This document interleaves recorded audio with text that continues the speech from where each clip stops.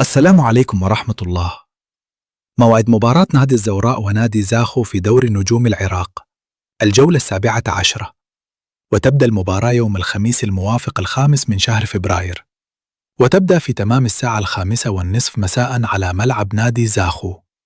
المواجهات المباشرة بين الناديين: نادي زاخو 4 انتصارات، نادي الزوراء 4 انتصارات و3 تعادلات بين الناديين.